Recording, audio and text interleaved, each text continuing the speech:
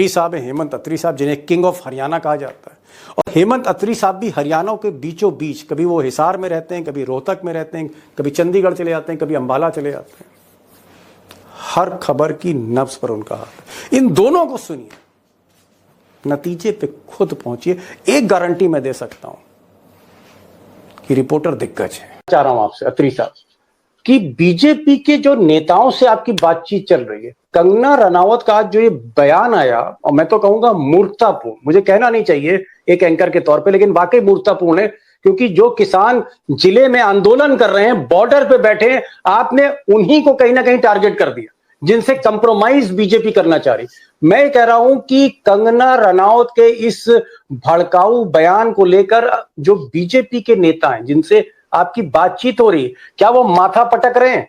हरियाणा भाजपा के नेता पिछले 2 घंटे से माथा पकड़ के बैठे हुए हैं कि किसानों ने हमें वोट तो नहीं डालना था, कम से कम उनको और तो मत चिढ़ा, वो हमारे खिलाफ कैंपेन और ज्यादा करेंगे। आपको पता है हरियाणा की 20 कंस्टिट्यूएंसीज के अंदर भाजपा नेताओं को घुसने नहीं दिया जा रहा, विरोध किया जा रहा है रोज, हर रोज, और उसको किसान ही कर रहे हैं। और उन किसानों को आप ये कह के चिढ़ा रहे हैं कि आप हम जो है काले कानून हमें वापस लाने चाहिए। तो यही वो चीज है जो बार बार कहीं ना कहीं बीजेपी के जो सीनियर लीडर है उनको पता है कि किसान तुम्हें वोट नहीं देंगे, लेकिन ये कह के उनको फर्दर और कैंपेनिंग करके बीजेपी को डैमेज होगा, ये सारे के सारे बीजेपी नेता मान रहे हैं। और वो सिर पकड़ के बैठे हुए, लेकिन वो कहें तो कहें किसको? ओहो, वो मोदी जी की खास सिर पकड़कर जो है बीजेपी के नेता बैठे हैं, उम्मीदवारों की जैसे जो है चेहरे पे जो है शिकन है। क्या शैलजा अभी भी नाराज हैं? क्या शैलजा अगर शामिल नहीं होती हैं चुनाव प्रचार में तो क्या कांग्रेस की सीटें कम हो सकती, कांग्रेस की इमेज खराब हो सकती है? अत्री साहब, दीपक जी, आपने ध्यान होगा, आपने परसों भी ये सवाल मुझसे पूछा था और तब भी मैंने आपको स्पेसिफिकली कहा था कि ये सारी पोस्टरिंग अलग है। 26 तारीख से वो कैंपेन में आ रही है। 26 तारीख को वो पहले राहुल गांधी के साथ असंध में आएंगी, उसके बाद अपने क्या नाम है नरवाना में जाएंगी। राहुल गांधी की बरवाला में भी जनसभा है।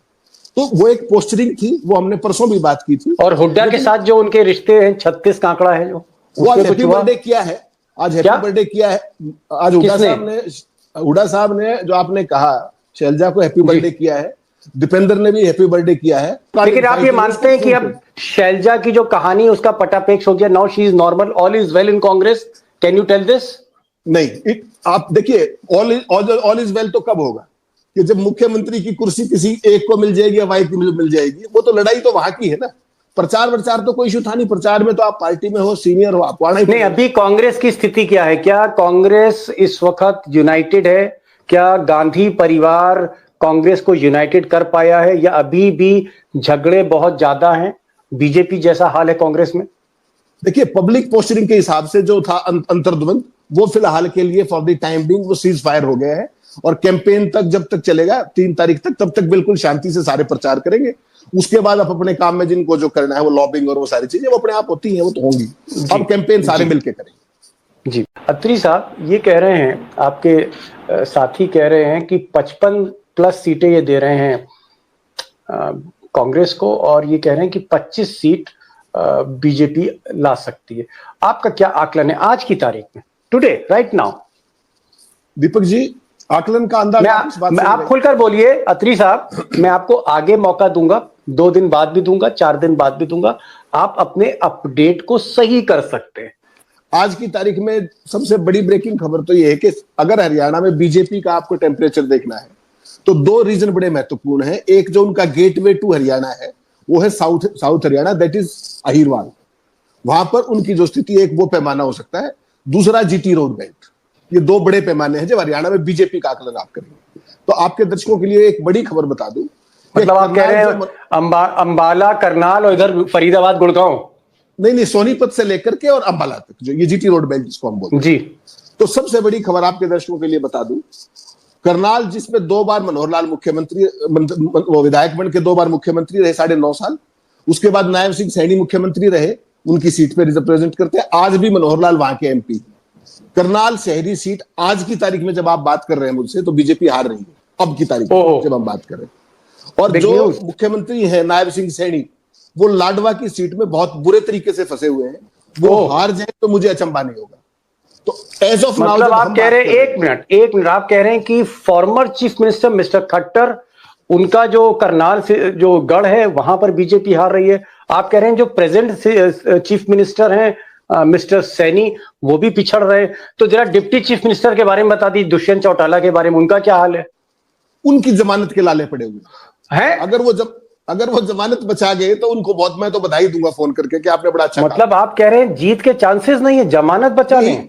ही is not in the contention even. Okay, now let's come to the point sir, let's come to the point. 55 plus जो है वो रविंदर जी बता रहे हैं कि कांग्रेस 55, 90 में 55 और बीजेपी 90 में 25।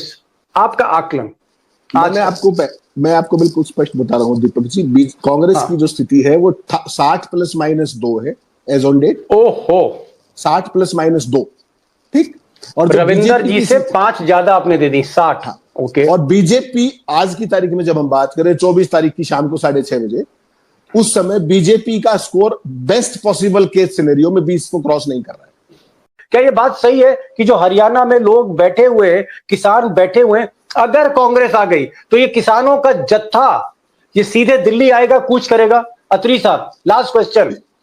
दीपक जी, ये बात हम लगातार चर्चा कर रहे हैं। आज घोषणा कर दी है आधिकारिक तौर पर भूपेंद्र सिंह हुड्डा, जो मुख्यमंत्री पद के दावेदार है कांग्रेस के, उन्होंने कहा कि अगर हमारी सरकार बनती है तो किसानों को अपनी बातें रखने का अधिकार है जनतांत्रिक ढंग से, और मैं ये सारे गेट खोल दूंगा, सारे बॉर्डर खोल दूंगा, सारे दरवाजे खोल दूंगा। On record, big announcement. और अत्री साहब, आप जितने मसरूफ है, मुझे लगता है कि दीपेंद्र हुड्डा के बाद अगर कोई मसरूफ है तो आप है, क्योंकि आपको हर चैनल पे जाना है, हर अखबार में लिखना है, हर पत्रकार देश भर से आपको फोन कर रहा है। उसके बावजूद भी अगर आप मेरे श्रोताओं को, हमारे दोस्तों को आप अगर एहतराम कर रहे हैं तो मैं भी आपका एहतराम करूंगा कि आप आते हैं, अपनी बात रखते हैं। थैंक यू सो मच अत्री साहब।